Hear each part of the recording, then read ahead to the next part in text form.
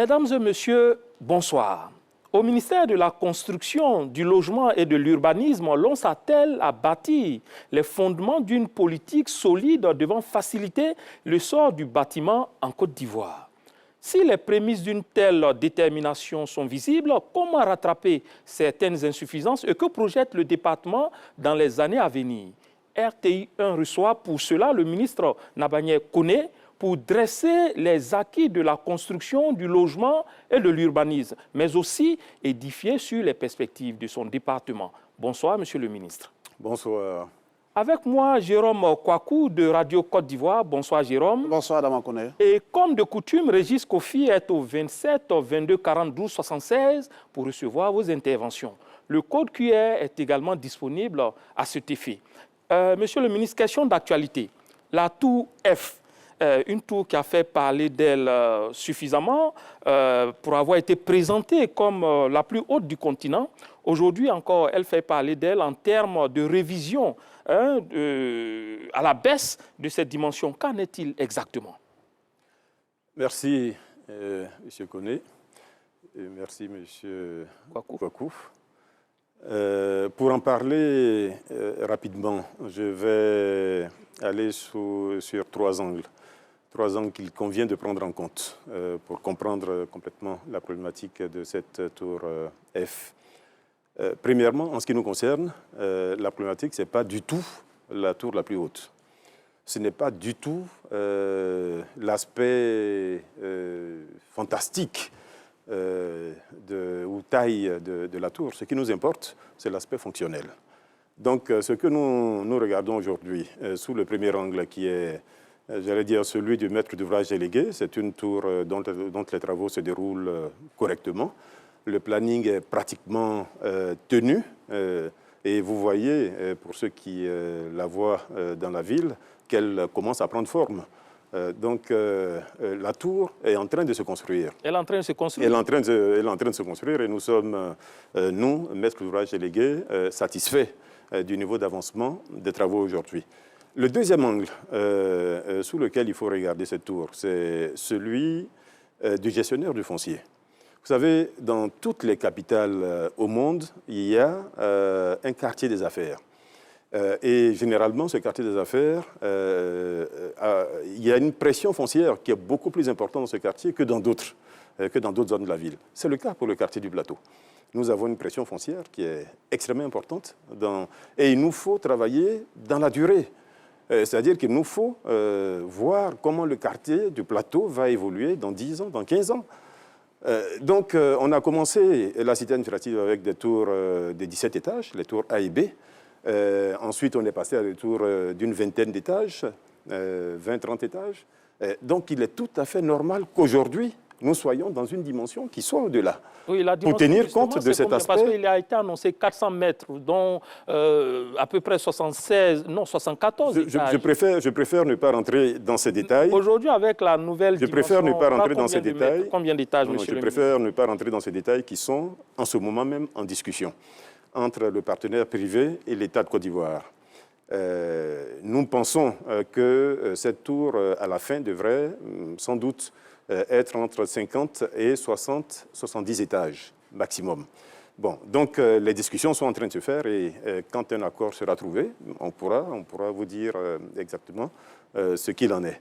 Donc le deuxième aspect, c'est qu'il faut densifier le quartier du Plateau. Il nous faut, parce que c'est les derniers espaces dans la cité administrative, donc il nous faut occuper utilement et de façon pertinente ces derniers espaces-là. Voilà, de façon à ce que dans 10 ans, dans 15 ans, les fonctionnaires qui seront là puissent être correctement logés, puissent travailler. C'est d'ailleurs le troisième angle sous lequel nous regardons ce projet, en tant que gestionnaire du patrimoine de l'État de Côte d'Ivoire, ayant la mission de loger ceux qui travaillent pour l'État de Côte d'Ivoire. Aujourd'hui, nous avons des besoins qui sont extrêmement importants. Vous voyez des directions régionales partout dans la ville, dans des quartiers éloignés, dans des quartiers d'habitation, dans des villas qui ne sont pas faites pour recevoir des travailleurs. Voilà. C'est des problématiques qu'il faut prendre en compte. Donc, notre souhait aujourd'hui, c'est de mettre toutes ces personnes dans des conditions meilleures de travail. c'est de faire en sorte que ces personnes-là soient dans un environnement qui soit plus propice, plus productif, et que l'usager de nos services également ne soit pas perdu, qu'il n'aille pas à Faya ou à Angré pour chercher la direction générale de temps, qu'il puisse retrouver tous ces services-là au même endroit. Que l'homme d'affaires qui arrive à Abidjan puisse, là, lui aussi, trouver les services dont il a besoin au même endroit. C'est ce qui se fait partout. D'accord. Voilà, on peut l'apercevoir. Donc, quand vous prenez ces trois angles, vous vous rendez compte que c'est un projet utile. C'est vraiment ça que nous souhaitons mettre en avant. C'est un projet utile dans le regard fonctionnel qu'il nous donne.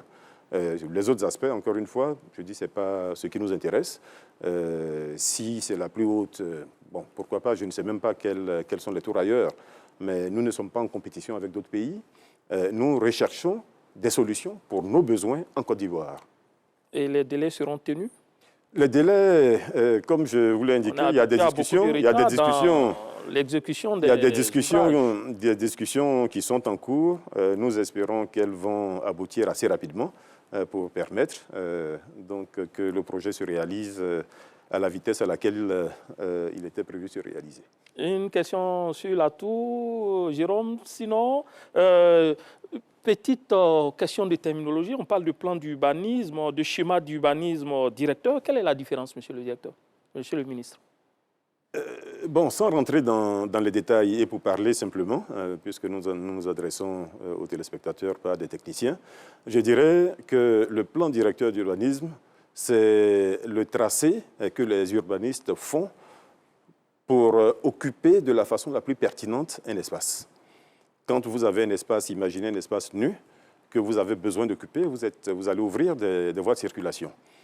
Vous allez décider de l'installation sur cet espace-là, d'habitation, de commerce, d'usine.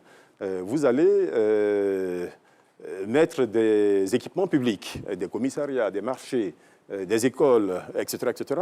Et c'est cette réflexion qui est faite et qui permet, et qui rentre dans un plan directeur d'urbanisme, donc qui permet une occupation, j'allais dire, la plus pertinente possible, rationnelle, optimale, d'un espace. Maintenant, on parle de schéma directeur quand on est à une échelle qui est au-delà d'une ville, d'une agglomération. C'est le cas pour Abidjan, donc on parle de schéma directeur du Grand Abidjan. D'accord. Parce que là, nous travaillons sur un espace qui part pratiquement de Jacquesville jusqu'à Bonois et d'Abidjan jusqu'à Zaguié, à l'Épée. Donc, évidemment, dans un tel espace, on ne peut plus parler de plan directeur d'urbanisme. En ce qui concerne Yamoussoukro, d'ailleurs, nous parlons également de schéma directeur, compte tenu de la configuration qui a été donnée à Yamoussoukro au départ, configuration que nous sommes en train de mettre en œuvre aujourd'hui. D'accord, merci pour ces précisions. 11 effondrements d'immeubles en 2020 contre 2 en 2021 et 3 en 2022. Ce sont les chiffres officiels du ministère de la Construction, du Logement et de l'Urbanisme. En ce début d'année 2023 encore, l'on a observé ce phénomène à Abidjan. Quelles en sont les causes? Comment y faire face? Ce sont les principales questions qui ont guidé notre reporter, Davy Seyo. Suivons-le. Ces images ont fait le tour des réseaux sociaux et les grands titres des médias. En ce début d'année, 2 effondrements d'immeubles ont été enregistrés sur l'ensemble du territoire. Bilan, 3 pertes en vie humaine, plusieurs blessés et des dégâts matériels. 2 accidents de chantier ont également endeuillé la population abidjanaise, avec un mort retiré des décombres.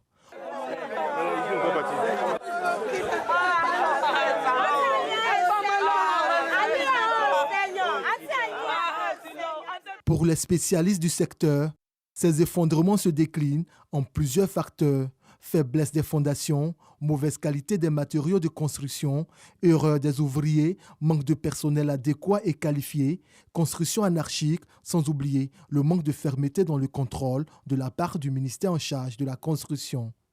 Nous faisons des efforts, nous sensibilisons la population, il y a une communication très active pour, n'est-ce pas, convaincre nos populations vraiment à faire recours aux professionnels, pour ne pas dire à s'accommoder le protocole de bonne conduite en matière de construction pour éviter effectivement ces incidents. C'est parce qu'on construit dans le désordre qu'on arrive à des situations d'écoulement. Si on fait recours aux professionnels, ce qui veut dire qu'on respecte la réglementation en vigueur en matière de construction, naturellement, il n'y aura pas d'écoulement du bâtiment. Si vous avez fait la remarque, vous allez voir, vous avez constaté que de plus en plus, il y a moins d'écoulement. Ça veut dire qu'il y a un travail quand même qui est fait et qui, n'est-ce pas, est en train de produire ses effets. Justement, le nombre d'effondrements d'immeubles a régressé. De 11 écoulements de bâtiments en 2020, le phénomène est passé à 2 en 2021, puis à 3 en 2022. Des résultats obtenus grâce aux mesures urgentes du gouvernement. Elles ont permis la mise en place d'une plateforme collaborative de contrôle des constructions. Cette plateforme est un regroupement des agents du ministère en charge de la construction, de l'assainissement, ceux des mairies et des districts. Autre décision prise, l'opérationnalisation du certificat de conformité et la prise de sanctions administratives. Quand un maître d'ouvrage ne fait pas recours aux professionnels qualifiés pour sa construction, en cas d'incident, sa responsabilité pleine et entière est engagée. Mais si le maître d'ouvrage fait recours aux professionnels, en cas d'incident, l'enquête diligentée va situer les responsabilités et le professionnel mis en cause va assumer. C'est très important. Même en termes de contrôle, là aussi il y a des sanctions. Quand nos agents qui sont sur le terrain ne font pas leur travail avec conscience et professionnalisme, quand il y a incident, ils sont sanctionnés, il y en a qui sont relevés de leur fonction. Ça aussi, il faut le dire.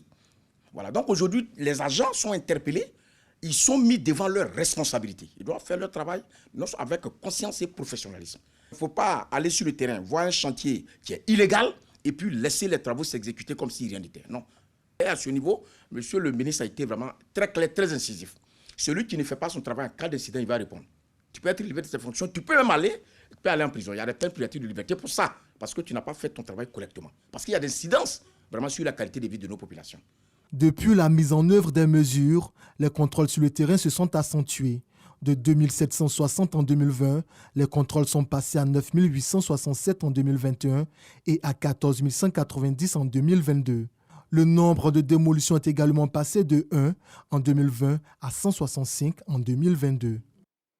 Alors, c'est vrai, monsieur le ministre, que les chiffres enregistrent une tendance baissière en termes d'effondrement, mais l'objectif ou le vœu de la population, c'est d'avoir des immeubles quand même qui tiennent debout, qui restent debout.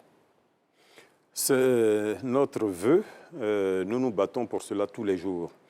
Notre ambition, je l'ai déjà dit à plusieurs reprises, c'est bien évidemment zéro effondrement. Mais zéro effondrement, il y a ce que le ministère fait, mais il y a également ce que les populations doivent faire. Et c'est pour cela que nous communiquons autant, que nous sommes régulièrement sur vos plateaux pour alerter les populations, pour les sensibiliser, pour leur dire ce qu'il y a à faire. En réalité, pour être à zéro effondrement, il ne faut pas grand-chose. Il se construit dans la ville d'Abidjan, vous voyez des immeubles de 20 étages, de 30 étages, la tour F est en train de se construire sans qu'il y ait des risques d'effondrement. Donc ça veut dire que quand on fait recours à des professionnels, on a l'assurance de ne pas avoir de problème. Et c'est ce que la loi impose. La loi dit qu'il faut absolument associer à tout projet de construction un architecte. Ensuite, il faut associer un ingénieur conseil pour tous les projets complexes. Et nous estimons, en ce qui concerne la Côte d'Ivoire, que quand vous avez, par exemple, une construction avec un sous-sol, c'est un projet complexe. Quand vous êtes au-delà de R+2, c'est un projet complexe. Quand vous avez des constructions d'une certaine taille, c'est un projet complexe. Quand vous avez des constructions pour des bâtiments qui vont recevoir du public, c'est un projet complexe, ainsi de suite. Voilà, donc pour ce type de projet, l'intervention est obligatoire d'un ingénieur conseil.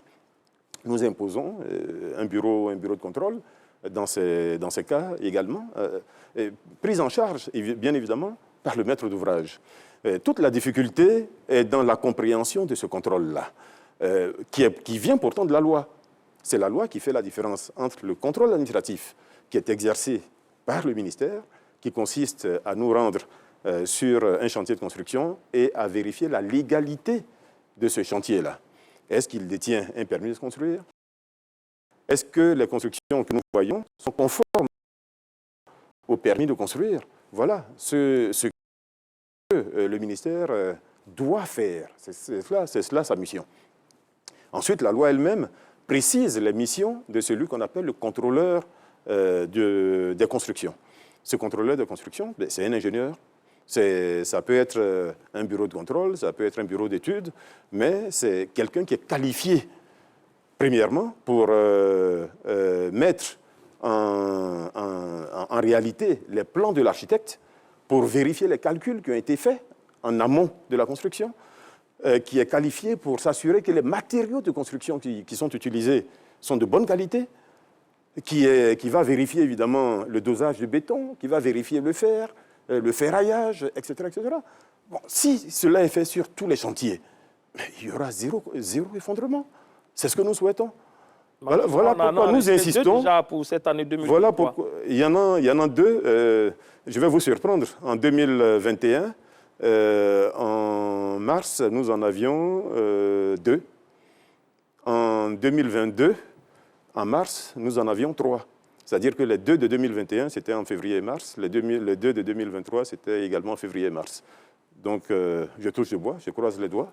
Et j'espère que ceux qu'on a eus cette année sont les derniers pour 2023. Alors, la question, en tout cas, nous continuons de sensibiliser. Pourquoi dans ces 2 mois que ces effondrements interviennent, vous avez certainement essayé de voir? C'est récurrent. Difficile d'y répondre, ça fait 3 années de suite. Bon, oui, que ça se répète, juste une série statistique. À la même période. Nos ingénieurs sont en train de regarder. Nous ne pensons pas qu'il y ait un problème de saisonnalité, compte tenu de ce que nous avons vu sur le terrain après chacun de ces effondrements. Mais encore une fois, mon souhait est que les 2 effondrements qu'il y a eu en 2023 soient les derniers. De cette année. De l'année. Voilà. Bon, si nous y arrivons, nous allons faire en sorte que en 2024, nous soyons effectivement à zéro. Cette ambition, nous la poursuivons depuis 3 ans. Depuis 3 ans, nous la poursuivons. Donc, de faire un tour de 12 mois à zéro effondrement. Bon, mais comme je vous l'ai indiqué, chaque fois au mois de février, il y a un premier incident. Le signe indien. Avec l'aide de tous, le ministère fait sa part et nous comptons sur la population pour également faire leur... Jérôme Kouakou. Monsieur le ministre, bonsoir. On est heureux de ces chiffres, naturellement, puisqu'on nous annonce 2 effondrements seulement en 2021. Nous, en 2022, on est passé à 3 effondrements. La seule inquiétude, c'est que déjà en début d'année, il y a 2 effondrements pour 2023. Je ne veux pas être inquiet. Mais la préoccupation, c'est que vos services ont identifié 79 bâtiments à Abidjan qui présentent des risques réels. Malgré le fait que vous ayez identifié ces bâtiments, ils restent encore debout. Pourquoi? Premièrement, il convient de dire que notre mission à nous, ministère de la Construction, ce n'est pas du tout pour fuir la responsabilité, mais ministère de la Construction, c'est faire le contrôle des constructions en cours. En principe, un bâtiment qui est habité, j'allais dire, la sécurité de ce bâtiment relève des autorités locales, donc communales ou préfectorales. C'est comme ça que c'est écrit dans la loi. Mais compte tenu de la situation et compte tenu des faiblesses que nous notons sur le terrain, nous avons pris les choses en main et nous avons décidé nous-mêmes de faire ce contrôle, en même temps que nous faisons le contrôle des constructions neuves. Et nous avons effectivement détecté des bâtiments qui, selon nous, pourraient présenter des risques, des bâtiments qui menacent ruine, pour utiliser notre langage.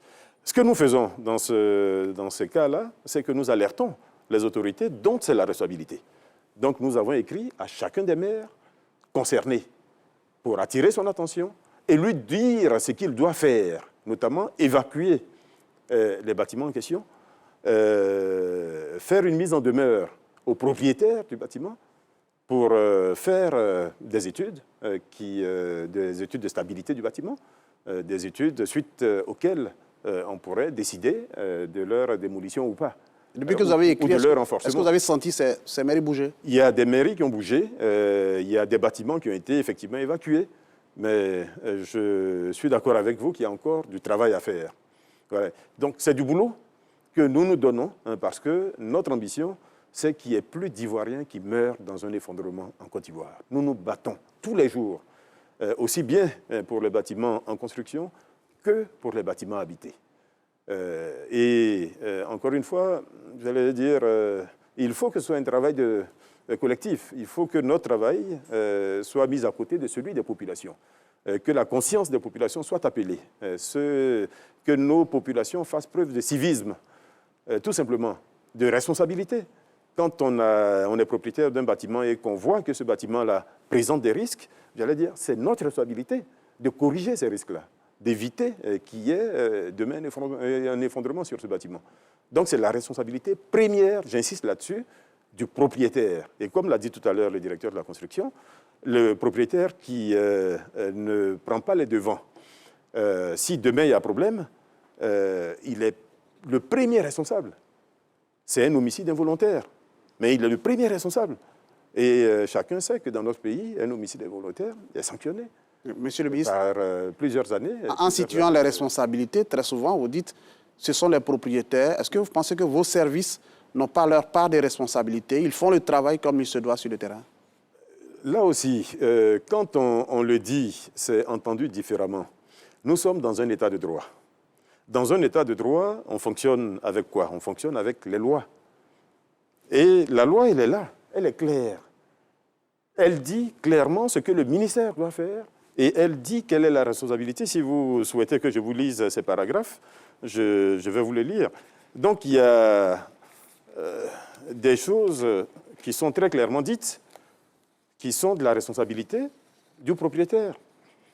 Et donc, quels que soient les efforts qu'on fera, si le propriétaire lui-même n'est pas conscient, malheureusement, nous aurons du mal. Voilà. Je vous dis exactement ce que dit la loi. Donc, c'est la loi du 26 juin 2019, donc le Code de la construction et de l'habitat. L'article 34. Le contrôle des constructions, après l'obtention du permis de construire, est effectué par les ingénieurs conseils, le contrôleur des constructions. Le contrôleur des constructions est commis par le maître d'ouvrage. Le maître d'ouvrage, c'est le propriétaire, pour parler. Le maître d'ouvrage doit se conformer, ça c'est l'article 36. Le maître d'ouvrage doit se conformer aux recommandations du contrôleur des constructions. Ce dernier peut faire arrêter le chantier si le maître d'ouvrage refuse de se conformer aux prescriptions qui visent à garantir la stabilité du bâtiment. Le contrôleur de construction est responsable des malfaçons et incidents dus au mauvais contrôle de la réalisation des travaux. Le contrôleur de construction demeure le responsable de la stabilité du bâtiment. Ça, c'est la loi. Articles 34, 36, 37. Donc, nous n'inventons rien. Nous ne fuyons pas nos responsabilités. Nous disons ce que la loi dit. Oui. Et si nous voulons aller au-delà de ce que la loi dit, c'est nous qui enfreignons la loi.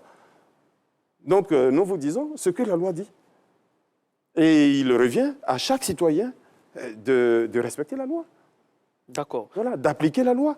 C'est aussi simple. Si tout le monde applique la loi, si tout le monde respecte la loi, ben, il n'y aura pas de problème. Les responsabilités sont très clairement situées là.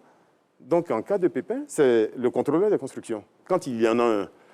Mais quand il n'y en a pas un, la responsabilité est automatiquement reportée sur le propriétaire, sur le maître d'ouvrage, parce que c'est à lui de faire appel à l'ingénieur conseil. C'est aussi simple et c'est aussi clair dans la loi. On va rester un peu dans les chiffres. Il a parlé de 79 bâtiments menaçant ruine. Et en 2022, vous avez effectué des contrôles sur 141 programmes immobiliers. Seulement 19 avaient une autorisation. J'ai trouvé ça quand même assez grave. Comment est-ce que cela peut-il s'expliquer? Ben, c'est les mêmes difficultés, les mêmes problèmes de civisme. Je ne peux pas utiliser d'autres termes parce que nous sommes dans la ville d'Abidjan. Nous voyons des constructions qui se réalisent. Oui, quand même avec des sociétés, des opérateurs. Nous avons aujourd'hui au moins une cinquantaine d'opérateurs agréés, de promoteurs agréés, donc de personnes qui sont connues de nous, qui ont un dossier ouvert chez nous, dont on sait qui est l'actionnaire principal, dont on sait qui est le dirigeant, sur lesquels on a fait des enquêtes de moralité, etc. Voilà, donc c'est ceux-là qui sont connus de nous. Mais en même temps, dans la ville d'Abidjan, parce qu'un programme immobilier, il démarre, j'allais dire, au-delà d'une dizaine d'unités d'habitation. Dans la ville d'Abidjan, nous avons besoin, j'allais dire, de construction. Nous avons besoin d'habitat, nous avons besoin de logement. Bon, donc, notre notre volonté première n'est pas de freiner ces constructions-là. D'autant plus que ce ne sont pas ces constructions-là qui sont les plus à risque.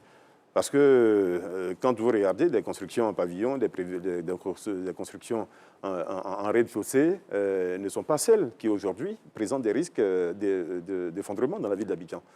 C'est généralement au-delà de R+2, R+3. Bon, donc nous focalisons notre attention sur les constructions qui présentent des risques. Mais en même temps, il y a un autre type de risque sur ces programmes immobiliers qui ne sont pas agréés. C'est que des promoteurs véreux prennent de l'argent à des souscripteurs et ne réalisent pas le projet.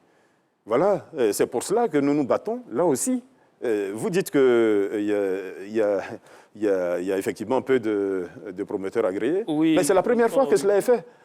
C'est ce que vous ne dites pas, c'est la première fois que cela est fait.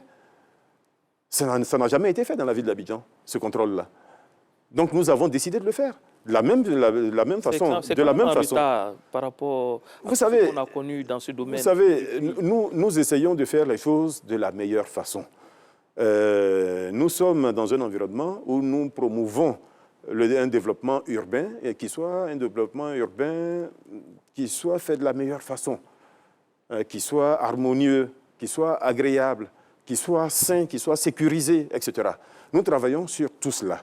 Donc tout ce qui n'est pas normal par rapport à cela, nous essayons, dans la mesure du possible, de corriger. Donc il y a des moments où nous sommes contraints de faire arrêter des programmes. Alors que, je vous disais tout à l'heure qu'on a besoin de logement.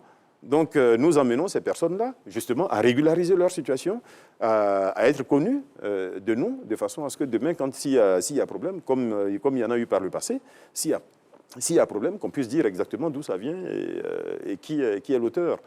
Donc voilà, c'est des choses que nous corrigeons. Et c'est justement parce que nous corrigeons et que nous sommes transparents que vous avez tous ces chiffres-là. Oui, il y a d'autres chiffres encore. Vous avez accru, par exemple, vos contrôles de chantier de 2726 en 2020. Vous êtes passé en 2021 à 9867 pour atteindre un pic de 14 190 en 2022. Ça veut dire que vous avez eu plus de moyens? On a eu plus de moyens en 2022, là aussi. Vous avez eu à partir de mai 2022, nous avons eu plus de moyens. Donc, nous avons accru nos effectifs. Nous sommes passés d'une quarantaine de contrôleurs à aujourd'hui pratiquement 200 contrôleurs. D'accord. Nous sommes passés, ça va être, je préfère ne même pas en parler, de quelques véhicules à aujourd'hui une dotation qui est un peu plus correcte.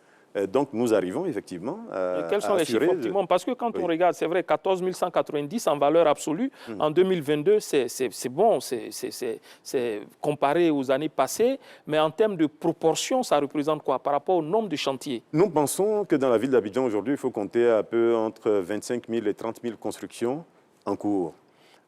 Quand on dit en cours, c'est dont certaines ont démarré il y a 20 ans. Bon, et d'autres sont encore au stade de la fondation. Donc, ça veut dire que c'est vraiment un éventail qui est très étendu. Bon, et nous essayons, avec les moyens que nous avons, de contrôler toutes les constructions qui se réalisent dans la ville d'Abidjan. Et notre objectif premier, et c'est pour cela que nous insistons sur l'aspect sensibilisation, l'aspect information, c'est déjà d'inviter tous ceux qui construisent à recourir au permis de construire. C'est la première chose, c'est la base. Le permis de construire, il faut savoir que ce n'est pas juste un document. Le permis de construire, c'est un premier regard technique sur le projet que vous allez réaliser. Nous allons y revenir.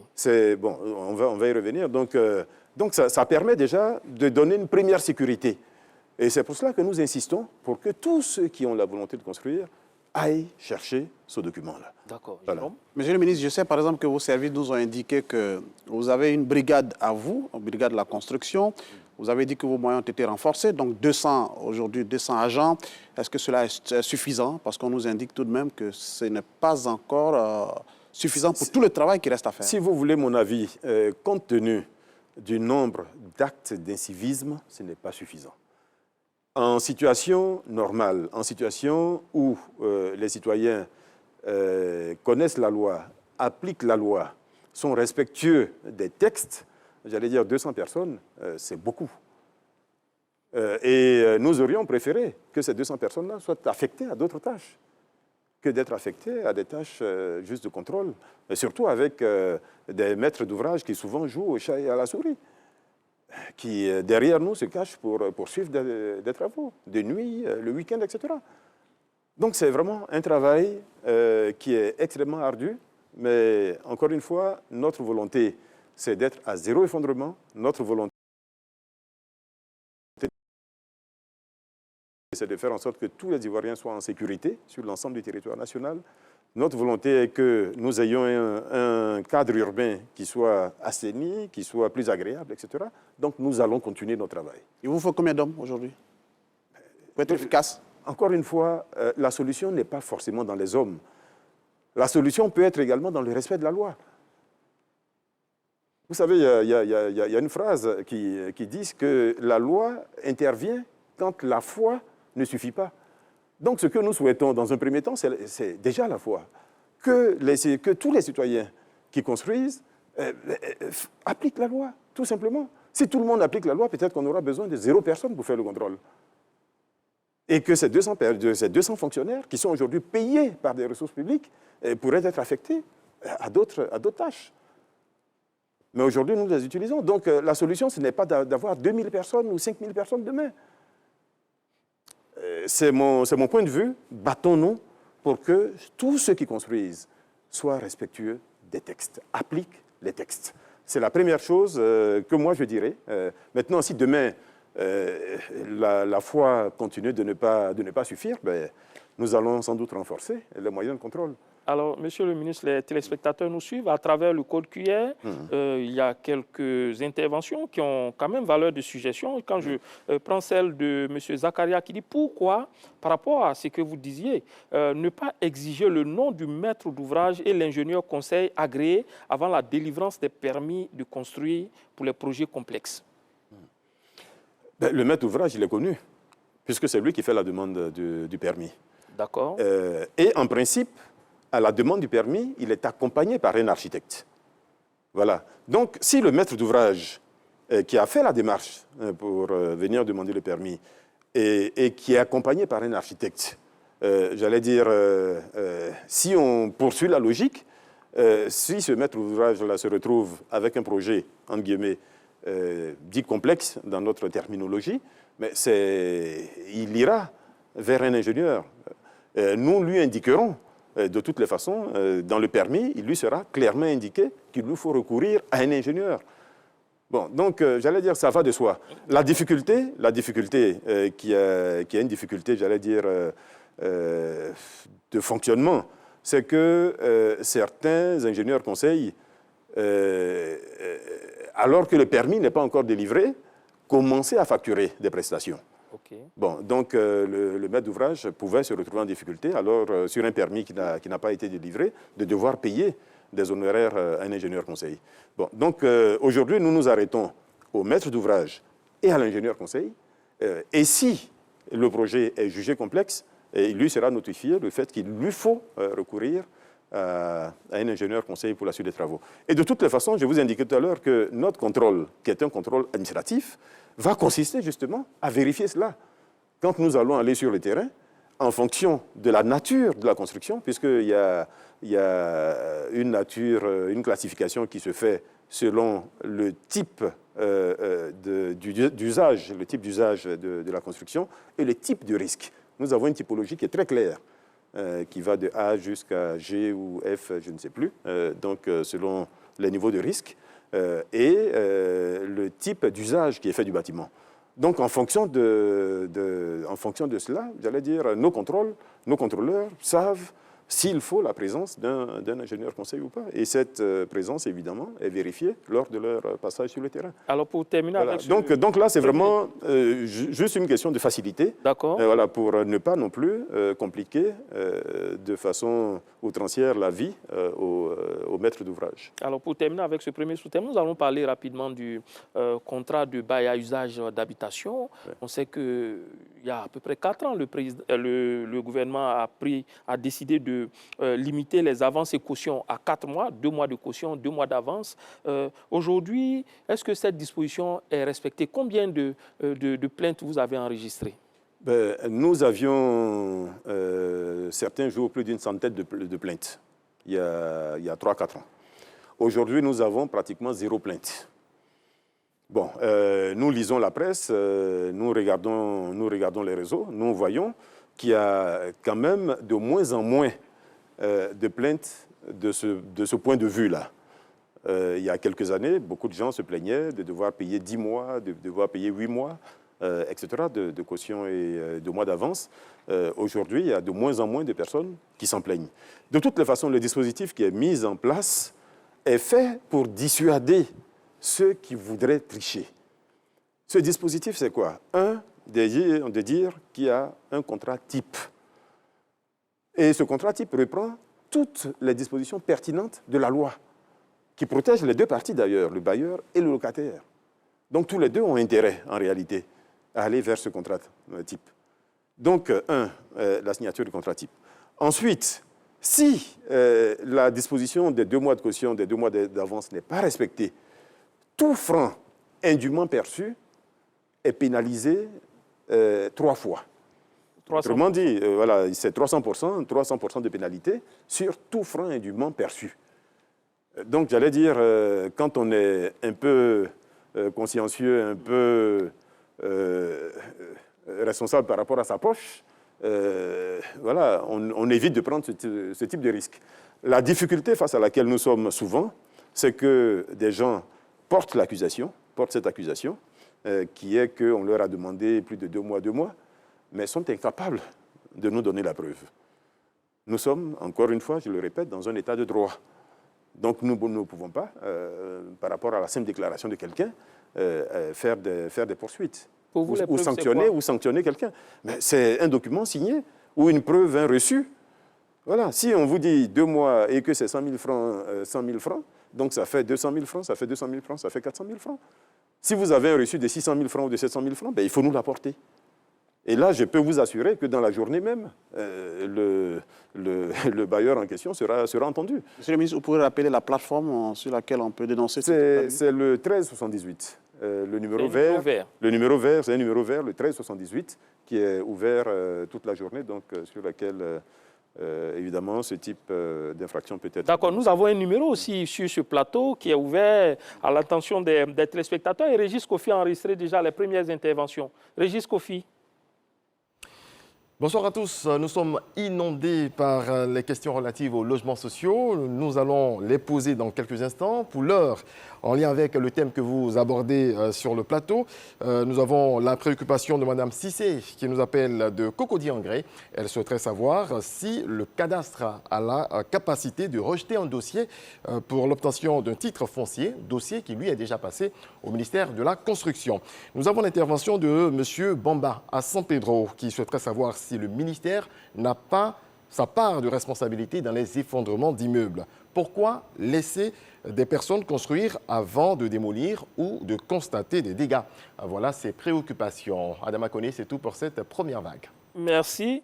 Je crois que la deuxième question, celle de San Pedro de M. Bamba, a été déjà répondue par rapport à la responsabilité. On va donc s'intéresser à celle de M. Cissé, Mme Cissé, pardon, qui est à Cocody, qui demande si le cadastre peut rejeter un dossier. Sur la deuxième question, j'aimerais quand même dire juste que nous sommes passés d'une démolition en 2020 à 165 démolitions en 2022. Bon, j'allais dire, nous n'allons pas détruire toute la ville d'Abidjan. Toute la ville n'est pas immobilière. Non, mais justement, donc pour dire qu'on a déjà fait beaucoup.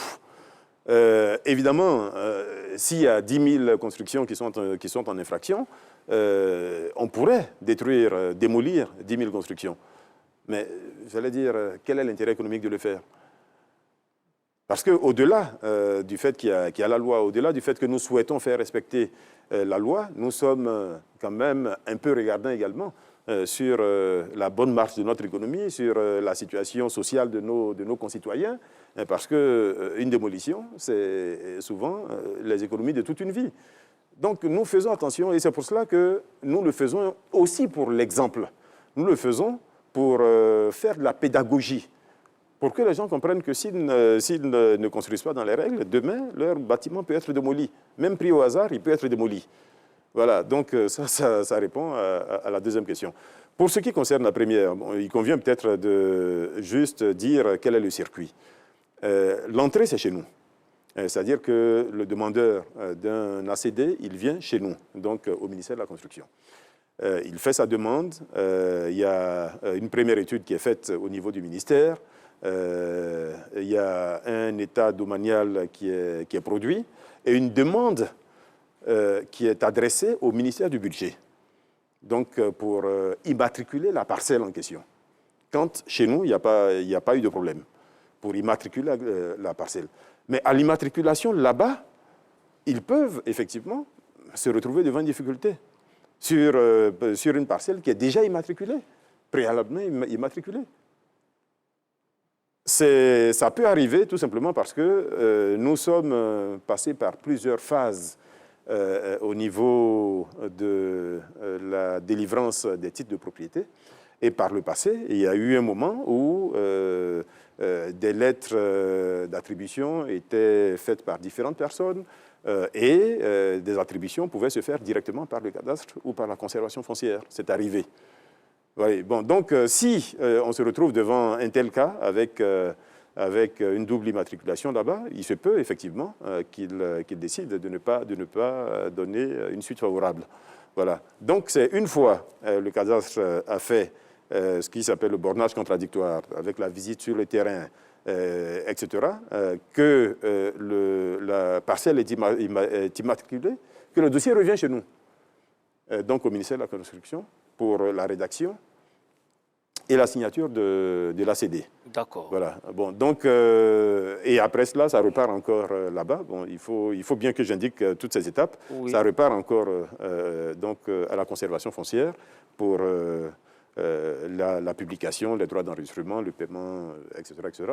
Et c'est seulement après tout cela que le titre est remis au demandeur chez nous. Vous voyez, donc il y a deux allers-retours qui se font entre nous et c'est des choses que nous sommes en train de corriger. Bon, je suppose que nous allons parler des aspects perspectives et des aspects... Absolument, et cela nous permet donc... modernisation, donc c'est des choses sur lesquelles nous travaillons. Pour la deuxième partie de cette émission, le ministère de la Construction, du Logement et de l'Urbanisme s'est lancé dans une démarche de sécurisation des titres fonciers basée sur la digitalisation des procédures.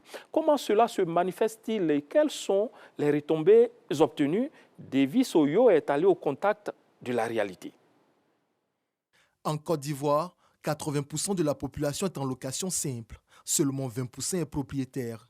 Les rapports entre usagers et vendeurs de terrain ou de maisons ne sont pas toujours au beau-fixe.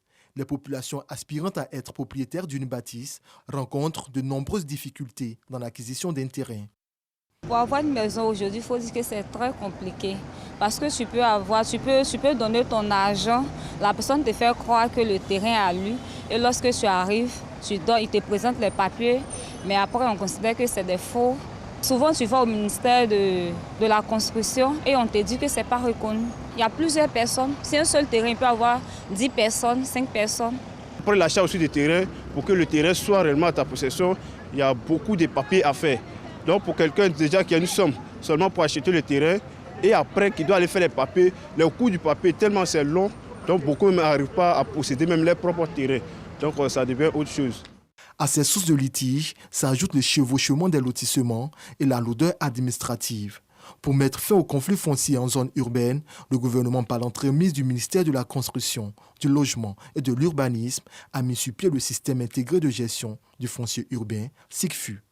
Bâti sur 3200 m², au cœur de la cité administrative du plateau, il est dirigé depuis son ouverture en avril 2021 par Nassiri Umbo, directeur de la modernisation, de l'informatique, de la simplification et de la sécurisation. Les objectifs du SICFU, pour revenir à votre question, donc 3 ordres. D'abord, accélérer la délivrance des actes. Ensuite, sécuriser le foncier, sécuriser les actes qui sont issus de ce système. Et en troisième position, améliorer l'environnement des affaires en améliorant l'accès au logement. Et l'accès à l'acquisition des parcelles. L'usager pourra désormais, à travers les dispositifs que nous mettons en place, pourra aller chercher un financement, aller s'adresser à son banquier pour acheter une parcelle, pour avoir accès au marché hypothécaire. Cette plateforme permettra aux usagers de vérifier point par point les informations liées au terrain avant l'achat. Nous mettons en place cette plateforme pour permettre à la personne, avant de conclure une quelconque transaction, de vérifier ces informations en ligne sur notre plateforme, de s'assurer d'abord que le terrain qu'il paye n'est pas dans une zone litigieuse, que c'est dans un lotissement approuvé, que la personne qui prétend être le propriétaire est bel et bien le propriétaire, etc. etc. Donc vraiment de s'assurer que les informations sont à sa disposition. Ça, c'est la première chose. Ça, c'est au niveau information. Nous mettons en plus cette transaction pour pouvoir faire cette plateforme pour pouvoir réaliser des transactions aussi. Nous pourrons permettre aux usagers de demander des actes à travers notre plateforme. Okay. Aujourd'hui, ça peut être un état foncier, mais plus tard, on peut imaginer que l'ACD pourra se demander en ligne. Dans le bureau du SICFU, la concentration est démise. Les agents et techniciens travaillent avec dextérité sur les bases de données de l'habitat. Dorénavant, les lots qui sont issus des lotissements, dès le départ, seront identifiés et auront un identifiant unique. Cet identifiant unique va nous permettre de suivre la vie de la parcelle, de suivre toutes les transactions qui sont liées à la parcelle et de garantir ce lien unique entre la parcelle et l'acte et s'assurer qu'une parcelle, un acte, c'est un principe sacro-saint dans notre domaine que nous allons mettre en œuvre cette fois-ci, mais d'une manière digitalisée, afin d'éviter toute manipulation ou traitement inadéquat. Opérationnel pour l'heure à 75%, le SICFU attend réduire de 90% le délai de délivrance des actes, accroître par 10 les capacités de production de la chaîne foncière, à 60 000 les arrêtés de concession définitive et à 100 000 en septembre 2023, année de sa mise en œuvre totale. Alors, Jérôme, vous avez une question sur la procédure d'obtention de l'ACD, mais avant, je voudrais simplement savoir, avec la forte pression que l'on observe, est-ce qu'il y a encore des terrains urbains à Abidjan? Ah si, il y a encore des terrains urbains, heureusement. Non, il y a des terrains. La difficulté aujourd'hui réside surtout dans le fait qu'il y a malheureusement beaucoup de litiges. Litiges qui, comme cela a été un peu dit dans le reportage, viennent des problèmes de délimitation des terroirs, viennent des problèmes de chefferie, viennent des problèmes de multiples ventes de la même parcelle, mais c'est souvent des personnes de la même famille. À l'époque, il y avait du faux. Aujourd'hui, il y a de moins en moins de documents qui sont faux, compte tenu du fait que nous sécurisons au fur et à mesure. Comme vous avez pu le voir, nous sommes en train de dématérialiser pratiquement toute la base domaniale. Donc, nous allons nous retrouver avec une base fiable, complètement verrouillée, donc qui ne sera plus falsifiable, parce qu'avant, c'était des documents papier dans des archives, et des archives qui étaient malheureusement dans un état assez déplorable à l'époque. Donc tout ça, nous sommes en train de l'améliorer. C'est vraiment beaucoup de progression en quelques années. Ce n'est pas encore visible parce que beaucoup de gens sont restés à l'image qu'ils ont du ministère de la Construction d'il y a 5 ans, d'il y a 10 ans même, voire davantage, où beaucoup sont restés sur les litiges qu'ils ont pu connaître.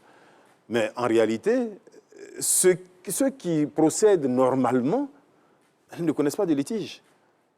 Si vous achetez une parcelle qui est dans un lotissement approuvé, que vous avez pris soin de demander auparavant un état foncier ou un état domanial de la parcelle en question, ça veut dire que vous savez précisément l'information connue à cette date ou à ce moment-là par le ministère sur la parcelle.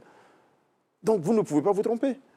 Mais si vous allez remettre de l'argent à quelqu'un qui dit être propriétaire d'une superficie qu'il vous présente physiquement, j'allais dire, quelle garantie vous avez? Vous êtes en train d'acheter un litige. Et nous n'arrêtons pas de dire à tout le monde, n'achetez pas sur la base d'un simple terrain qu'on vous a montré. Vous n'achetez pas sur la base d'une simple attestation villageoise. Ça ne suffit pas. Tout simplement parce que... vos services d'abord. Et bien évidemment, c'est ce que nous recommandons. C'est Déjà, et en même temps, nous faisons tout le travail, premièrement d'information, mais tout le travail de facilitation de la vérification de l'information. Nous avons mis en ligne, par exemple, tous les lotissements approuvés. Nous avons mis en ligne tous les lotissements qui sont en sursis, donc qui présentent des difficultés aujourd'hui. Bon, donc si vous avez un lot qui n'est pas dans l'une ou l'autre de ces catégories, ben, il faut déjà vous poser des questions. Bon, et ensuite, il y a des vérifications qu'il faut faire, qui sont plus poussées. Il faut aller, par exemple, il y a un guide qui est conservé à la chefferie du village ou chez le président du comité foncier. Donc, il y a un guide dans lequel sont inscrits tous ceux qui ont droit à des parcelles dans un lotissement donné. C'est vérifiable. Maintenant, cela dit, nous sommes sur ces questions en train d'évoluer. Vous avez vu ce que le SICFU est en train de faire, mais nous avons, par exemple, une évolution qui, je pense, va faciliter beaucoup la vie à tout le monde. C'est ce que nous appelons le titrement massif. Donc, il va permettre, dès qu'un lotissement est approuvé, de titrer l'ensemble des parcelles de ce lotissement. Donc, d'éviter que chacun des acquéreurs de parcelles dans le lotissement ait à faire la démarche individuellement vers nous ou vers le ministère du Budget, vers la conservation foncière ou le cadastre. Donc, parce qu'un lotissement, ça peut être 400 lots. Ça peut être 800 lots. Donc, imaginez que par le passé, vous aviez 800 démarches individuelles. Chacune de ces personnes, notamment pour le bornage contradictoire, était appelée à se déplacer physiquement au cadastre pour aller sur le terrain. Et physiquement à nos bureaux. Donc, quand nous serons à la demande en ligne, qu'on pourra faire ce titrement massif, vous voyez le gain de temps que cela va représenter. Et la facilitation que cela va représenter également pour les usagers. Donc, c'est dans cette perspective que nous sommes de simplifier la vie à nos populations. C'est déjà commencé. Tous les dossiers depuis janvier 2023 sont traités entièrement dans la chaîne foncière numérisée. Mais bon, il y a encore le passé qui continue d'être traité selon le mode, j'allais dire, ancien. Mais les choses évoluent positivement. Très bien, Monsieur le ministre, nous sommes heureux de savoir que les choses changent. Sinon, jusqu'à un passé encore récent, il fallait faire 7 étapes pour avoir l'ACD. C'était tout de même fastidieux à l'ère de la digitalisation. On sait aussi que, par exemple, dans vos tiroirs, vous ne traitez pas moins de 2000 dossiers à l'ère de la digitalisation. Vous travaillez à faire changer tout cela.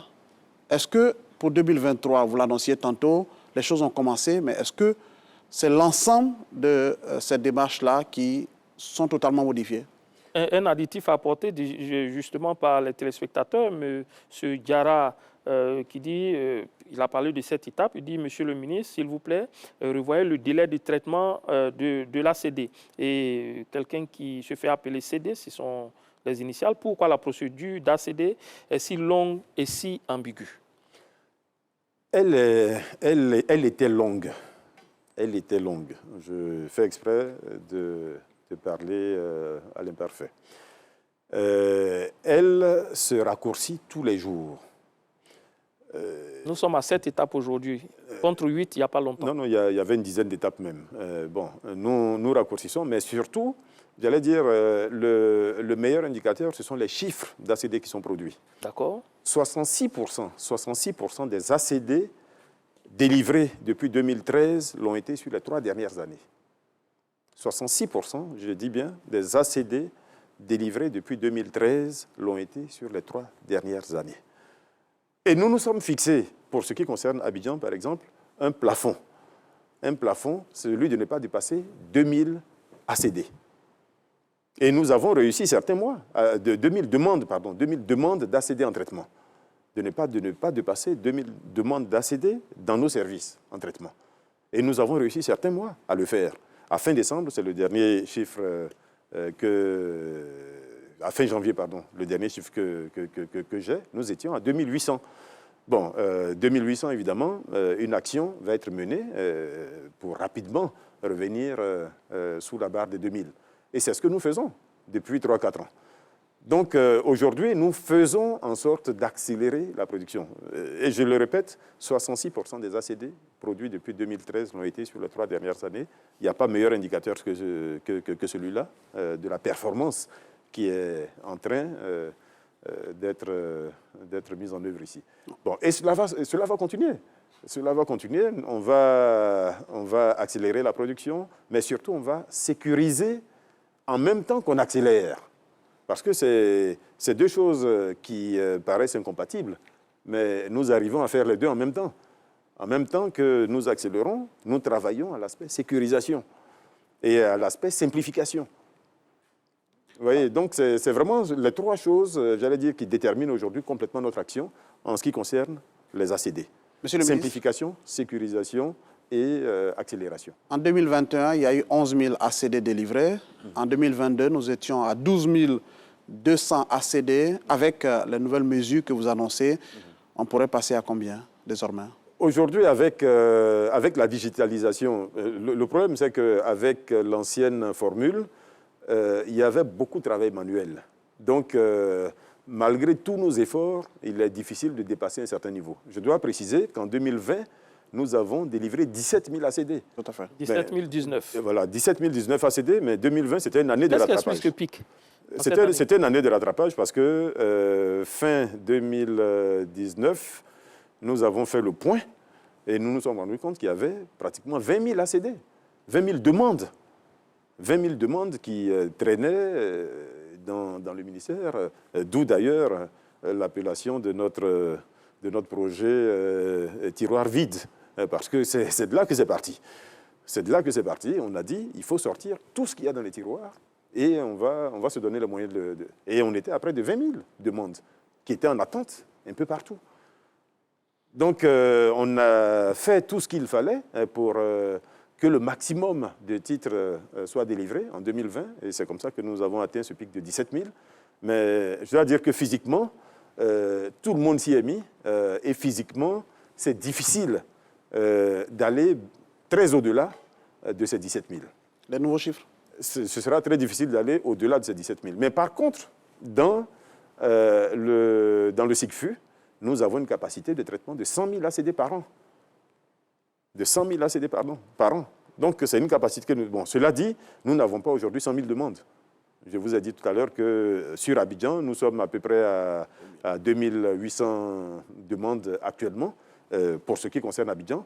Et pour l'intérieur du pays, nous devons avoir peut-être 20 000, 30 000 demandes. Cela dit, c'est 20 000, 30 000 demandes sur l'ensemble des chefs-lieux de département.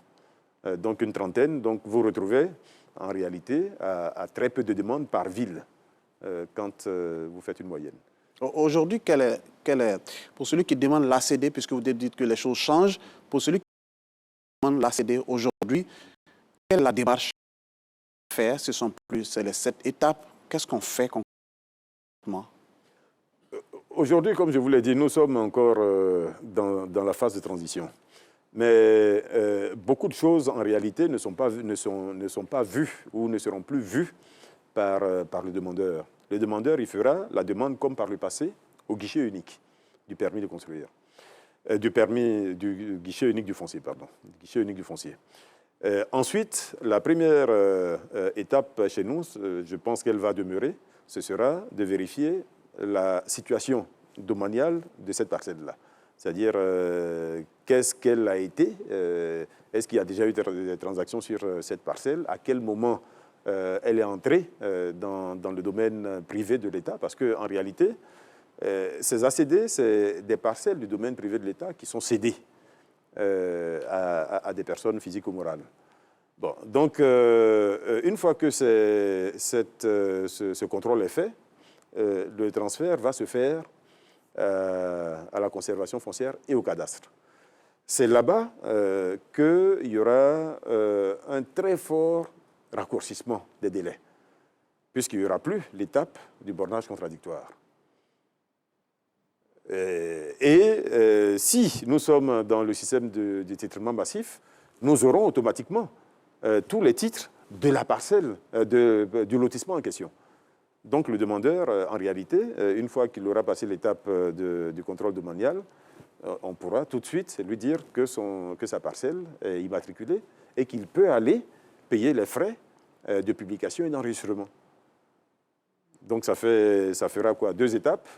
Une fois ces frais payés, il restera donc l'établissement et la remise de l'ACD au demandeur. Donc le délai va être très fortement raccourci. Mais tout simplement parce que derrière, nous aurons des documents de travail sûrs et des documents et un mode, une procédure qui fait très peu appel à l'intervention humaine.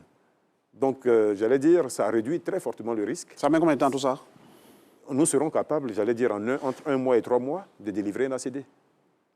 Et même quand je dis 1 mois, c'est-à-dire, dans certains cas, on pourrait même être plus court que cela. Mais je suis prudent, je préfère dire entre 1 et 3 mois, nous serons tout à fait en mesure de délivrer un ACD. Cela dit, aujourd'hui, moi, je signe encore des ACD dont les demandes ont été faites il y a 10 ans, il y a 12 ans, etc. Bon, donc, pour dire qu'on vient de très loin, la situation a fortement changé et il est important que les Ivoiriens le sachent. Ceux qui viennent aujourd'hui à nos bureaux voient le changement. Je dois d'ailleurs dire que beaucoup de gens passent par des intermédiaires. Mais ça aussi, c'est l'une des difficultés que nous gérons. Parce que nous avons, par exemple, de 2013 à maintenant, plus de 50 000 rejets. Donc ces rejets, logiquement, sont notifiés aux demandeurs. Mais nous notons dans nos bureaux qu'il y a encore plus de la moitié de ces rejets qui n'ont jamais été retirés. Donc ça veut dire que le demandeur continue sans doute de penser que son dossier est en traitement chez nous, alors qu'il a déjà été rejeté. Mais ce qui se passe, c'est qu'il a sans doute confié ce dossier à un intermédiaire qui profite de la situation et qui ne va pas dire à celui qui l'a envoyé que le dossier a été rejeté, parce qu'il profite de la situation. Donc, ceux qui sont en doute, nous leur demandons de nous appeler. Il y a une plateforme qui est dématérialisée, sur laquelle ils peuvent écrire pour demander la situation de leur dossier, ou ils peuvent se déplacer éventuellement au guichet unique du foncier pour savoir la situation de leur dossier. Donc, cette question d'intermédiaire, il est important d'en parler parce que beaucoup de choses sont mises sur le dos du ministère, alors qu'en réalité, c'est des personnes qui sont entre le demandeur et le ministère, qui ne sont même pas connues de nous, mais qui cachent, sans doute à leur mandant, le fait que le dossier n'a pas prospéré et qu'il a été rejeté. Après l'obtention de l'ACD, il faut obtenir le permis de construire, mais il y a une telle communication autour de l'ACD que ce volet-là est souvent ignoré et les gens commencent à construire. Qu'est-ce que vous prévoyez dans ce sens? Non, ceux qui le disent, en réalité, ont d'autres raisons de démarrer la construction. Nous recommandons fortement de recourir au permis de construire avant de commencer à construire. Et pour avoir le permis de construire, la première chose qui sera demandée, c'est votre titre de propriété. Et c'est là qu'il vous faudra produire ou l'ACD ou le certificat foncier ou éventuellement le certificat de mutation de propriété foncière. Une fois que vous avez, ou quand c'est un bail amphithéotique, évidemment, l'arrêté qui vous octroie cette capacité-là. Donc, une fois que vous avez ce document, vous pouvez effectivement demander le permis de construire. Mais le risque, en réalité, c'est que vous alliez construire sur un terrain qui ne vous appartient pas. C'est le premier risque. Bon, et j'allais dire, dans notre situation, nous ne pouvons pas encourager les Ivoiriens à entamer des démarches de construction sur une parcelle sur laquelle ils n'ont pas l'assurance d'être le propriétaire. Voilà, donc ça paraît être de bon sens. Bon, mon point de vue, en tout cas, il n'y a pas de logique à aller construire sur une parcelle sur laquelle on n'est pas sûr d'être le propriétaire.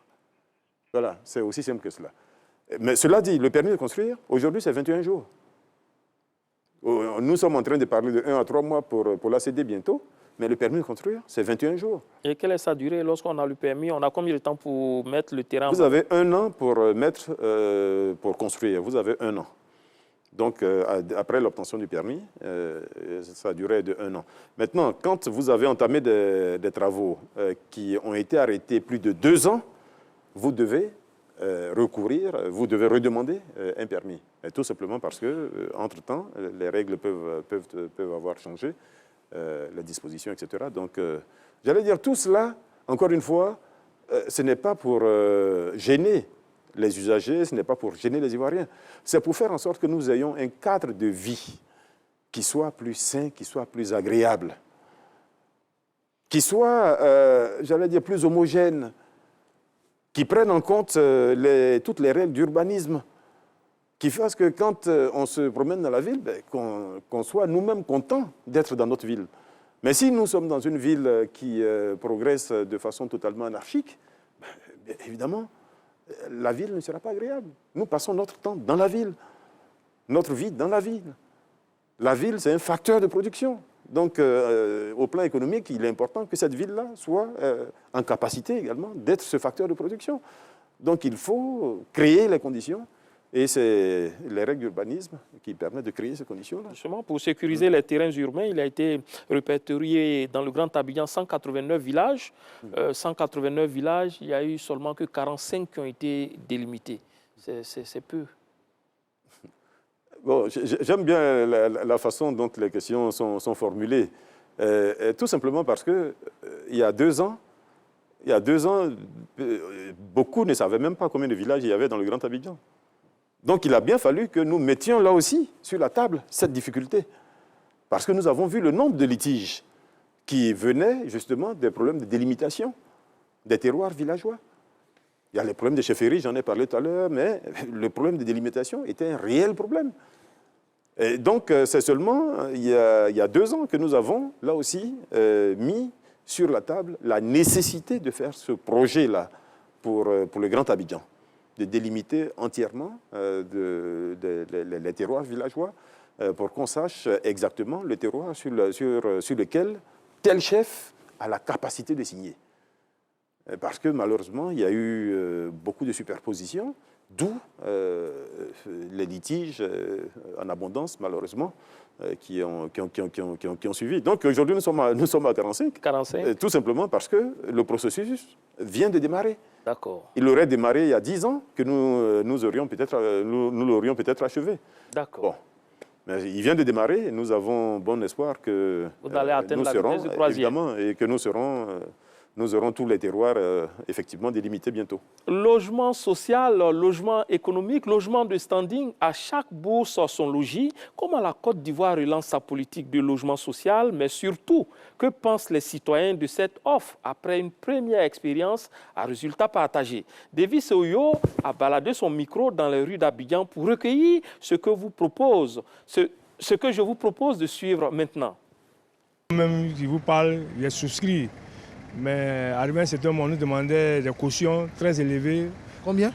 Plus de 20 millions. Hein. C'était compliqué puisque nous, on n'a pas de grands revenus. Les banques aussi ne peuvent pas nous aider. Donc vraiment, nous sommes obligés de laisser tomber. Donc il faut que le gouvernement pense à nous, les pauvres. Normalement, c'est fait pour nous. Mais on a l'impression que c'est ceux qui ont le plus de moyens qui bénéficient. Il se trouve qu'il y a des milliardaires, des millionnaires qui s'acquittent rapidement les choses, qui s'occupent, ils s'approprient ça. Et puis bon, le pauvre n'a plus assez, il n'a pas la capacité d'en obtenir, donc c'est un peu compliqué. L'État doit revoir ça. Et puis regarder le niveau de vie de chacun de nous pour allouer une maison peut-être de 20 millions ou même de 10 millions à quelqu'un. Quelqu'un qui est assis sur des milliards, qui a des biens un peu partout. Moi, il y en a plein qui ont déjà des maisons et c'est comme ça. Ceux qui devaient l'avoir, ils n'ont pas eu.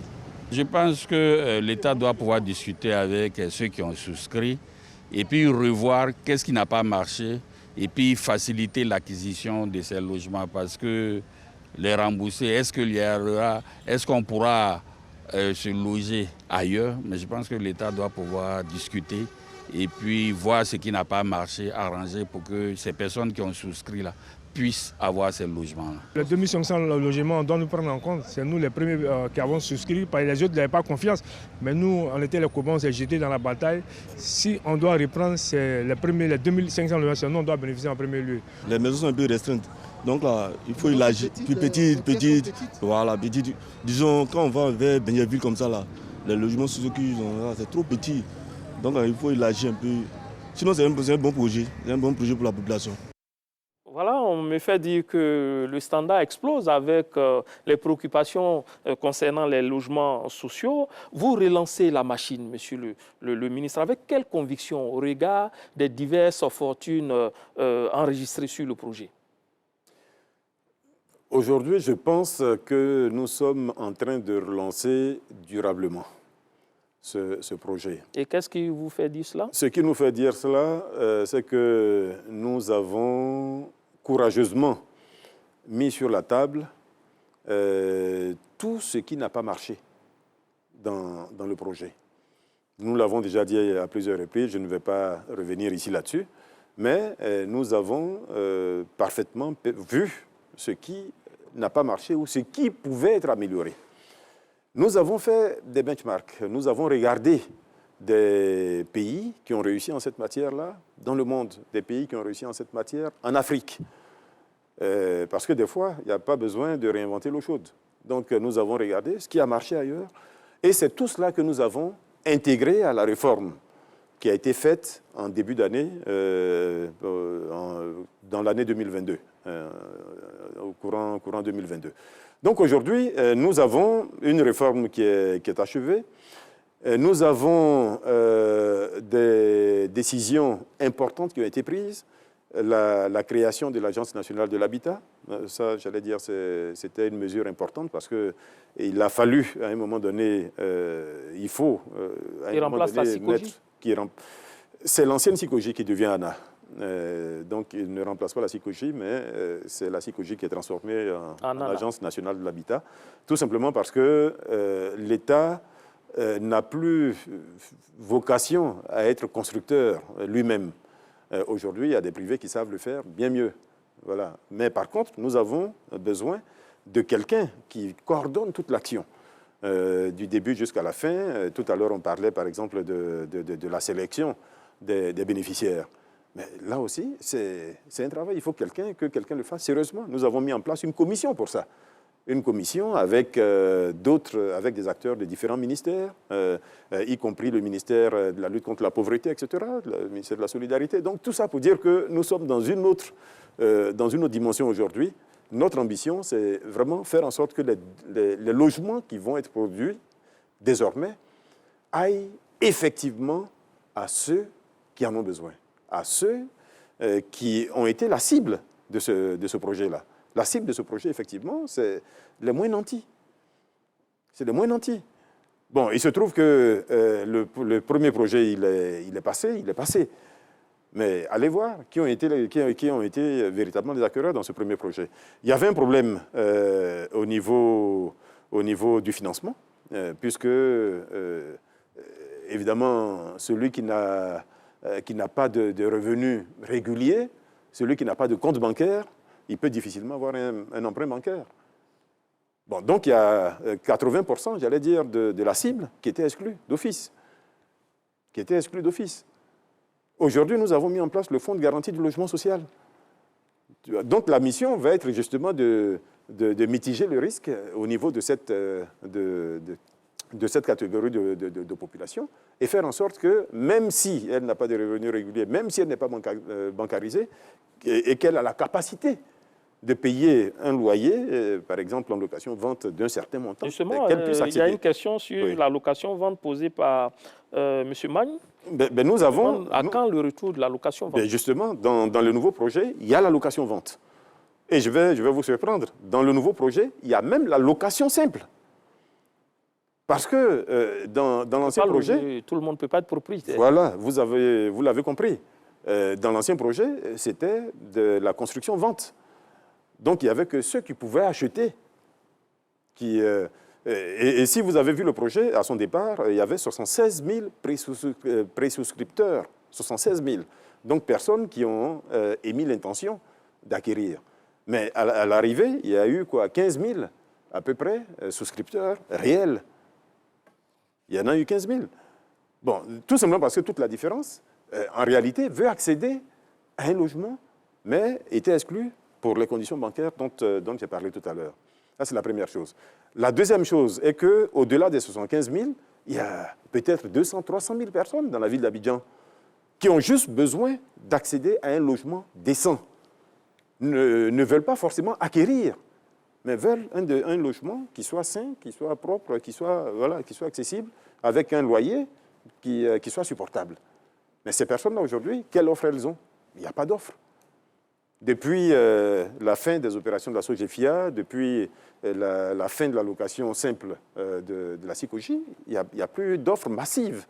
Et c'est ce qui fait qu'on a cette impression que les loyers sont élevés dans la ville d'Abidjan. C'est ce qui fait d'ailleurs que les loyers sont élevés, parce que le constat est fait par tous, que les loyers sont élevés.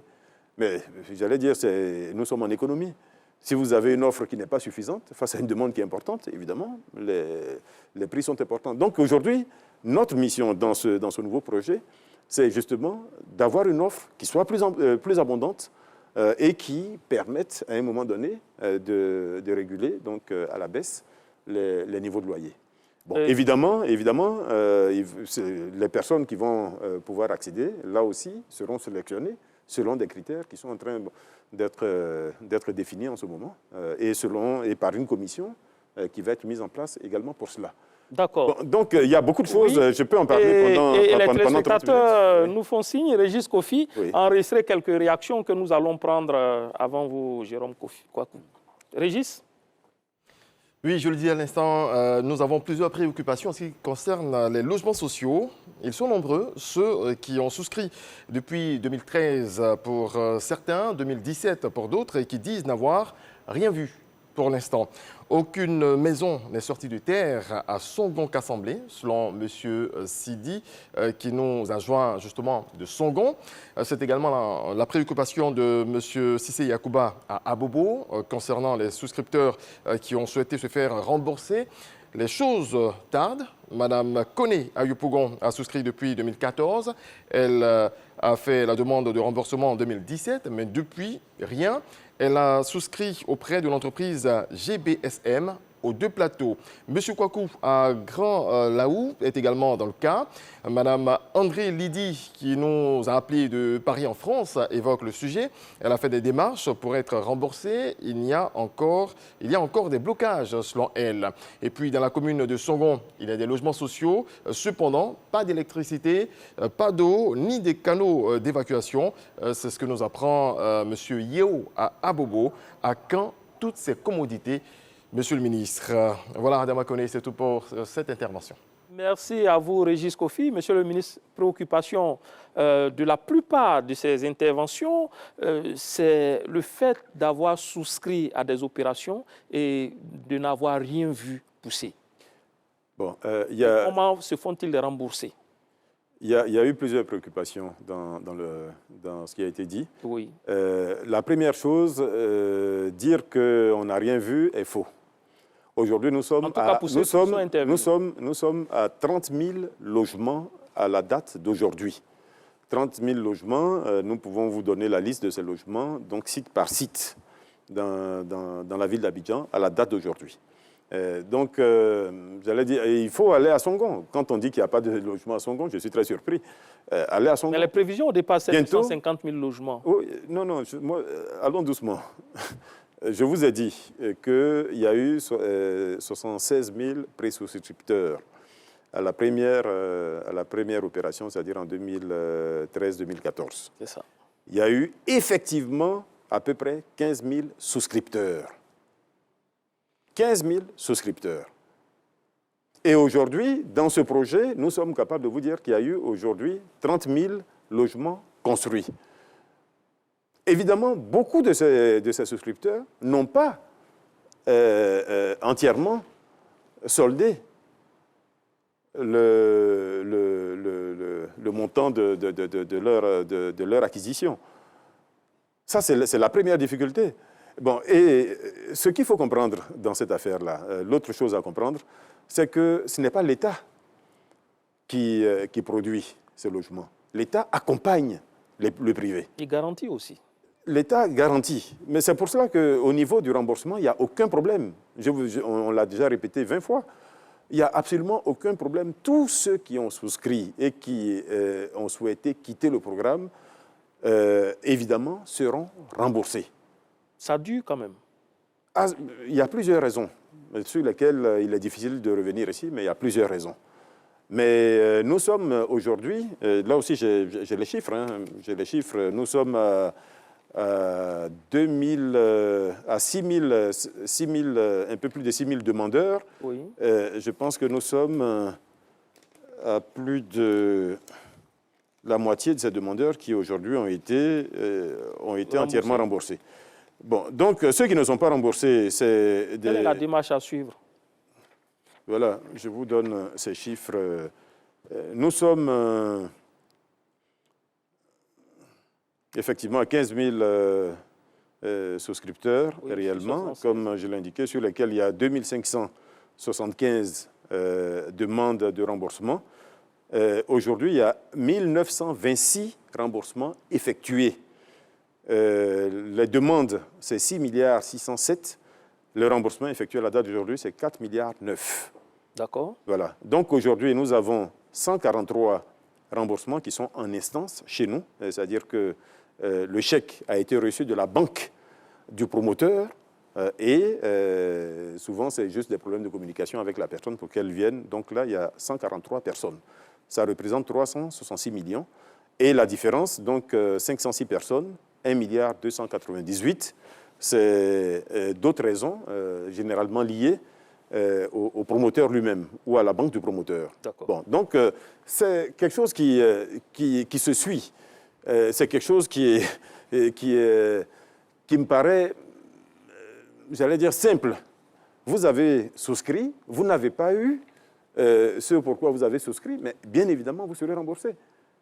Même si nous, on continue de dire, mais vous avez tort de sortir du projet, parce que le projet est en train de repartir, et bien évidemment, les premiers ou les personnes prioritaires dans ce nouveau projet, ça va être ceux qui n'ont pas obtenu leur maison dans l'ancien projet. Et comme je vous l'ai indiqué, c'est un projet qui est accompagné par l'État, mais c'est des promoteurs privés. L'une des difficultés que nous avons eues à Songon en particulier, et quelqu'un l'a relevé tout à l'heure, c'est que Songon, pendant plusieurs années, le courant n'y était pas, l'eau n'y était pas, l'assainissement n'avait pas été fait. Donc comment vous pouviez continuer à produire des logements alors que, j'allais dire, ces choses basiques n'étaient pas faites? Nous sommes arrivés, nous avons mis l'accent d'abord sur ça. Il fallait faire en sorte que ces maisons, les premières maisons qui étaient construites, soient habitables. Aujourd'hui, elles le sont. Bientôt, je remercie d'ailleurs d'avance monsieur le Premier ministre qui a accepté de présider cette cérémonie, nous allons remettre 5000 clés. Nous allons faire une cérémonie justement sur le site de Songon avec des promoteurs d'un peu partout. Nous allons remettre 5000 clés à des acquéreurs de logements. Donc, pour dire que la situation a évolué. Bon, beaucoup de gens sont restés évidemment à l'image ancienne. Mais aujourd'hui, Songon, il y a l'électricité, il y a l'eau, et l'assainissement est en train d'être achevé. Bon, donc, j'allais dire, la situation a évolué. Il y a quelques années, la cité Ado, que tout le monde voit à Yopougon. Mais est-ce que vous savez que cette belle cité n'avait pas d'électricité, n'avait pas d'eau, n'avait pas d'assainissement? Vous voyez, donc c'est des choses qui ont été corrigées aujourd'hui. C'est des choses qui ont été corrigées. Rapidement, on n'a que 3 C'est des minutes. choses qui ont été corrigées. C'est tout cela qui nous met en confiance pour la suite, puisque ces choses ont été corrigées. Nous faisons en sorte que pour le futur, nous ne nous retrouvions pas dans cette situation, dans la même situation. C'est pour cela que vous nous avez vu à Aoué, par exemple. Aoué, c'est le nouveau site de logements sociaux, 300 hectares. Mais à Aoué, nous avons inversé les choses. Nous réalisons tous les VRD avant même que le promoteur ne commence. Comme cela a été fait au Remblai. Voilà, comme cela doit se faire normalement. fallait répéter l'opération. Monsieur le ministre, vous semblez rassuré. Vos prédécesseurs aussi, hein, quand on lançait l'opération en 2013-2014, avaient cette assurance, cette même assurance. Aujourd'hui, on est là à tirer les... Je n'étais pas là, je ne les ai pas vus parler. Très bien. Mais moi, je vous dis quelle est la situation aujourd'hui. Très bien. Et je peux vous assurer qu'aujourd'hui... Le nouveau programme que vous lancez, monsieur le ministre, c'est 25 000 logements, dont 20 000 à Abidjan et 5 000 à l'intérieur du pays. Et vous le dites bien que 50% seront en location-vente, 30% en achat direct et 20% en location simple. On attend de voir les critères pour voir comment tout cela va fonctionner. Mais vous dites en même temps, vous cherchez 500 milliards pour pouvoir réaliser cet important projet. Les Ivoiriens doivent encore attendre? C'est important de le dire. J'ai dit tout à l'heure que ces programmes de logements sociaux sont réalisés par le secteur privé. C'est le choix qu'a fait le gouvernement, qui a décidé de ne pas construire lui-même les logements. Mais nous avons perçu que le financement était une réelle difficulté. Avec les instructions que nous avons reçues du chef de l'État et du Premier ministre, nous avons travaillé pour faciliter l'aspect financement. Faciliter l'aspect financement, c'est-à-dire rechercher des financements qui soient concessionnels. Des financements qui puissent permettre à celui qui veut, par exemple, souscrire en location simple, en location-vente sur 15 ans, sur 20 ans, de pouvoir le faire. Le système bancaire ou le financement classique ne le permettait pas. Donc, il a fallu que l'État lui-même monte au créneau. Et les demandes, c'est des requêtes de financement de l'État de Côte d'Ivoire qui ont été adressées à un certain nombre de bailleurs à travers le monde. Certains ont déjà répondu positivement. Certains sont venus sur place pour parachever les discussions. Donc, ce sont des choses qui sont en train d'avancer. Ces financements vont être mis à la disposition du secteur bancaire, en particulier de la BHCI, donc, qui est l'outil de financement du logement de l'État de Côte d'Ivoire, donc ces sommes permettront de financer à la fois les acquéreurs et les promoteurs. Donc, j'allais dire, nous rentrons aujourd'hui dans un cercle, de mon point de vue, vertueux, qui a corrigé justement toutes les imperfections du projet ancien et qui permet aujourd'hui à ceux qui veulent souscrire, à mon avis, dans quelques mois, dans quelques années, de devenir effectivement propriétaire. Mais j'insiste encore sur l'aspect location simple, qui n'est pas négligeable, parce que vous voyez la ville d'Abidjan, vous voyez le nombre de bidonvilles, vous voyez le nombre d'habitants insalubres. Et notre mission en tant qu'État, c'est également de corriger tout cela. Et pour corriger tout cela, il faut avoir une offre de logement abordable pour cette catégorie de la population. Et évidemment, dans la configuration actuelle, l'État de Côte d'Ivoire a décidé d'accompagner également cette catégorie de population. D'accord. Nous sommes des efforts sont faits au terme de cette émission. Oui. Un petit mot sur l'adressage. Vous avez identifié pratiquement Abidjan Sud, Treichville, Maokori, Koumassi, Port-Boué. Pourquoi ce choix? Et puis, en termes de conclusion, comment vous entrevoyez la Côte d'Ivoire bâtie? En 1 minute. Bon, vous avez pu voir que 1 heure et demie n'ont pas suffi pour parler de tout ce qui a été fait dans nos matières sur les dernières années. Beaucoup de choses se réalisent tous les jours, sur tous les plans. Et tout cela converge vers la même chose. Cette chose, c'est quoi? C'est faire en sorte que notre cadre urbain soit, j'allais dire, à la hauteur de ce que l'État de Côte d'Ivoire lui-même est en train de devenir. Nous avons une économie qui, aujourd'hui, a beaucoup progressé. Nous avons un pays dont tout le monde voit qu'il est en bonne santé financière, qu'il est en bonne santé économique. Il faut que cela se reflète dans le cadre urbain, que cela se voit dans l'habitat. Parce que c'est, j'allais dire, la première chose que chacun de nous habite, la première chose que chacun de nous voit ou dont il profite avant le reste. Si vous profitez des routes, des ponts, etc., et que vous ne profitez pas d'une maison, d'un cadre de vie décent chez vous, il y a problème. C'est pour cela que nous mettons l'accent sur cela, pour mettre le cadre de vie, le cadre urbain, en cohérence avec tout ce qui est en train de se faire. Et je pense que l'adressage Et justement, l'une des choses qui manquait là aussi, vous allez dire là aussi que ça a pris du retard, mais ça a démarré l'an dernier. Et nous sommes sur un mode d'adressage qui est inédit, parce que jusqu'à présent, l'adressage, les seuls projets d'adressage qui ont été faits en Côte d'Ivoire, c'était des adressages des voies de circulation. Nous allons jusqu'au lot d'occupation dans toute la ville d'Abidjan. Et aujourd'hui, toute la première zone est entièrement achevée, c'est-à-dire Port-Boué, Koumassi, Marcory, Trècheville. Ça, c'est la zone 1 qui est entièrement achevée. La zone 2, Plateau, Adjamé et à Tekoubé Est également entièrement achevée. Et nous sommes aujourd'hui à Cocody et Bingerville, zone 3. Cocody à peu près à 80%, Bingerville à 20%. Okay. Et après, il y aura Bobo, il y aura Yopougon. Bon, donc c'est un projet pour lequel nous attendons juste aujourd'hui le OK du gouvernement pour dénommer, pour publier, parce que c'est déjà fait, pour publier la liste de toutes les voies nommées dans toutes les zones que je viens de citer. Les Ivoiriens peuvent avoir beaucoup d'espoir pour terminer rapidement. Sur la première zone, aujourd'hui, on a terminé.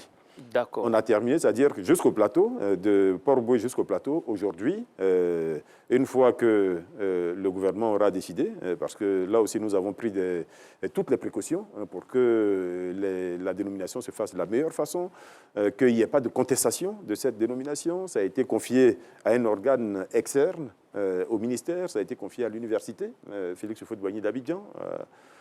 Et aujourd'hui, nous sommes même en train de faire une validation au niveau de l'ASCAD. Voilà. Bon, donc tout ça pour dire que nous prenons toutes les précautions pour que les Ivoiriens se voient dans les dénominations qui vont être faites, qui vont refléter notre histoire, notre vécu, notre quotidien, notre pays, en un mot. Merci. Donc nous sommes optimistes par rapport à ce projet et nous sommes heureux, là aussi, d'avoir d'avoir pu démarrer ce projet et d'être aujourd'hui à des résultats qui soient concrets. Merci, Monsieur le ministre. Il était au pied du mur pour dresser le bilan et dégager les perspectives pour une Côte d'Ivoire bâtie, prospère. Le ministre Bruno Nabagné-Koné, truelle à la main, a montré comment le pays est en train de monter avec méthode chaque brique de sa politique de construction, du logement et de l'urbanisme. Merci à vous d'avoir suivi cette émission. Merci au ministre d'avoir répondu à l'invitation de RTI Un Reçoit. Merci à la réalisation et à toutes les équipes techniques. Jérôme Kouakou était en notre compagnie pour cette émission dont la rédaction en chef a été assurée par Delphine Blois sous la direction de Lansine Koné. Merci à vous, chers téléspectateurs, de nous avoir suivis. Restez toujours sur la chaîne qui rassemble.